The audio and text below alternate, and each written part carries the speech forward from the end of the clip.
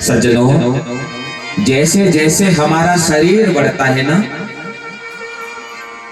शरीर बढ़ने के साथ साथ हमारे शरीर में विकृतियां आ जाती हैं। और समय समय पर वेद मंत्रों से, पौराणिक मंत्रों से उन विकृतियों को दूर करने का नाम संस्कार कहलाता है। ठीक उसी प्रकार से मान लो हम एक गाड़ी खरीद करके लाते हैं ना, तो समय समय पर उस गाड़ी की सर्विस हमें करनी पड़ती है। अगर समय समय पर गाड़ी की सर्विस नहीं होगी तो गाड़ी समय से पहले ही खराब हो जाएगी। हो जाएगी नहीं हो जाएगी बताइए ना। तो समय समय पर जिस प्रकार से गाड़ी की सर्विस की आवश्यकता पड़ती है, ठीक उसी प्रकार से सज्जनों, जब हमारा जन्म होता है मातृगर्भ से, जन्म लेने के बाद समय समय पर हमारे शरीर में कोई ना कोई विकृति आ जाती है।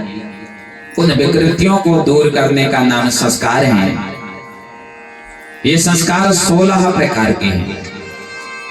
कुछ संस्कार माँ के गर्भ में हो जाते हैं, कुछ संस्कार जन्म लेने के बाद होते हैं, और कुछ संस्कार जब हम संसार छोड़ देते हैं उसके बाद किए जाते हैं। महाराज, ये कौन कौन से संस्कार है? 16 कि गर्भाधान सीमांतोपयन पुंसावन जात कर्मयो षष्ठी नाम कर्मश्च अन्नप्राशन उत्सवे कर्णवेद जोड़ा कर्म विद्यारंभ पवितयो विवाह दीक्षा महाव्रत अंत्येष्टि षोडशी भवे। ये 16 संस्कार है हमारे। जो पहला संस्कार है, ध्यान देना सब लोग, पहले संस्कार का नाम है गर्भाधान संस्कार। जो दूसरा संस्कार है इसका नाम है सीमांतोपयन संस्कार। जो तीसरा संस्कार है इसका नाम है पुंसावन संस्कार है। चौथा कर्म है जात कर्म संस्कार है। पांचवा षष्ठी संस्कार है। छठा नाम कर्म, सातवां अन्न प्राशन, आठवां जन्मोत्सव, नवां कर्ण वेद, 10वां चूड़ा कर्म, 11वां विद्यारंभ, 12वां जनेऊ, 13वां विवाह, 14वां दीक्षा, 15वां महाव्रत, और 16वां जो संस्कार है इसका नाम है अंत्येष्टि संस्कार। ये 16 संस्कार होते हैं।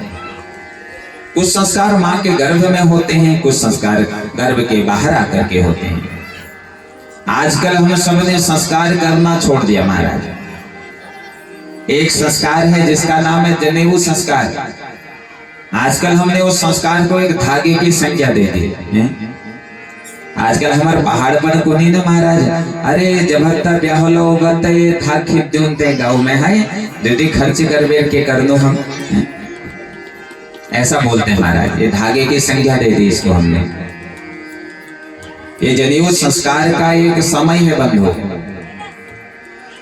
जो ब्राह्मण लोग हैं, इन ब्राह्मणों का जनेऊ संस्कार 5 साल से 11 साल के बीच में हो जाना चाहिए। जो क्षत्रिय हैं, जो ठाकुर लोग हैं, इनका जनेऊ 11 साल से 15 साल के बीच में हो जाना चाहिए।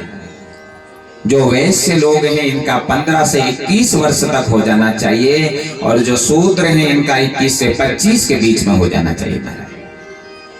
ब्राह्मणों का 11 वर्ष तक, क्षत्रियों का 15 वर्ष तक, वैश्यों का 21 वर्ष तक, और शूद्रों का 25 वर्ष तक जनेऊ हो जाना चाहिए। जब हम जनेऊ धारण करते हैं, चाहे ब्राह्मण हो चाहे क्षत्रिय हो, तो वो द्विज कहलाते हैं महाराज। ले जनेऊ प्रत्येक को धारण करनी चाहिए महाराज। आजकल हमारे समाज में एक और बढ़िया परंपरा, जो बोले जो ठाकुर सन महाराज उनको 3 पल्ली जनेऊ पहनने चाहिए, जो ब्राह्मण सन उनको 6 पल्ली जनेऊ पहनने चाहिए। आप लोगों के यहाँ भी ऐसा ही कहते हैं? जब तक तुम्हारा विवाह नहीं हुआ होता है, चाहे तुम ब्राह्मण हो चाहे तुम क्षत्रिय हो, तुम्हें 3 सूत्रीय जनेऊ पहनना चाहिए। और जहां से तुम्हारा विवाह हो जाए महाराज, चाहे फिर तुम ब्राह्मण हो चाहे तुम क्षत्रिय हो, तुम्हें 6 सूत्रीय जनेऊ पहनने का अधिकार शास्त्र देता है महाराज।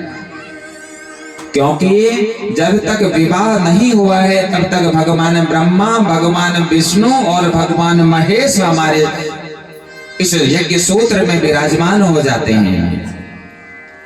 और जैसे ही हमारा विवाह हो जाता है तो महाकाली, महालक्ष्मी, महासरस्वती, त्रिगुणात्मक शक्तियां भी हमारे जीवन में प्रवेश करती हैं। जब तक विवाह न हुआ हो तब तक 3 सूत्रीय जनेऊ, विवाह के बाद 6 सूत्रीय जनेऊ धारण करने का अधिकार शास्त्र देता है। अच्छा एक बात बताओ सब लोग, जो हमारी माएं होती हैं ना, माताएं होती हैं, जिनका विवाह हो जाता है तो उन माताओं पर कई प्रकार के प्रतीक चिन्ह होते हैं कि हम पहचान जाते हैं उन चिन्हों को देख करके कि ये विवाहित हैं। जैसे मैया के माथे का सिंदूर दिख गया, सोच लिया भैया विवाहित है मैया। गले का मंगलसूत्र देख लिया तो पता लग गया कि मैया विवाहित है। हाथों की चूड़ियां देख ली तो पता लग जाता है विवाहित है भैया।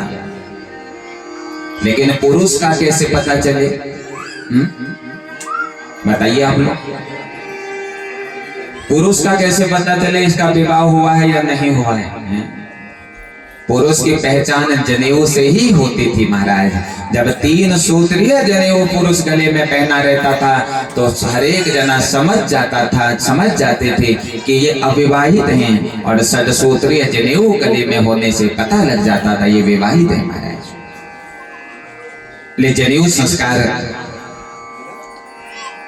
5 वर्ष, 11 वर्ष, 21 वर्ष, 25 वर्ष तक हमारा हो जाना चाहिए।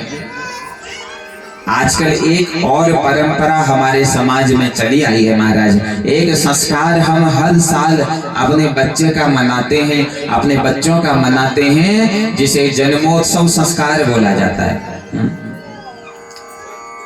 पहले के समय में जब जन्मोत्सव संस्कार मनाया जाता था, जन्मवार मनाया जाता था, तो पहले के समय में हमने प्राय ही देखा, जब हम लोग पहाड़ों में रहते थे, हमारी मैया भी जब मनाती थी तो स्नान कराती थी, बढ़िया मंगल पूजन हुआ करता था, और मार्कंडेय भगवान का विधिवत पूजन किया करते थे हम लोग।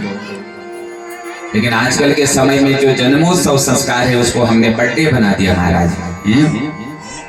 और ये बर्थडे मनाने का जो तरीका है ये बड़ा विचित्र है भैया। पता ही नहीं लगता है कि हम खुशी मना रहे हैं या दुख मना रहे हैं। आज हम क्या करते हैं, हम एक बड़ा सा केक लेकर के आते हैं, लाते हैं या नहीं लाते? हाँ। केक लाना कोई बुरी बात नहीं है। कहीं कोई केक बनाने वाले बैठे होंगे तो कल से आएंगे नहीं, कहेंगे व्यास जी हमारी दुकान बंद करेंगे। तो केक काटना कोई गलत बात नहीं है। खूब बड़ा केक लाओ महाराज, खूब बड़ा बना करके लाओ, 10 पाउंड 15 पाउंड का बनाओ। लेकिन एक हम बीच में जो एक कुनीति हम लोगों ने अपनाई, हम क्या करते हैं, हम केक लेकर के आते हैं और उस केक के ऊपर हम मोमबत्तियां लगाते हैं। हाँ या ना? फिर क्या करते हैं, फिर फू कर देते हैं, कर देते हैं ना?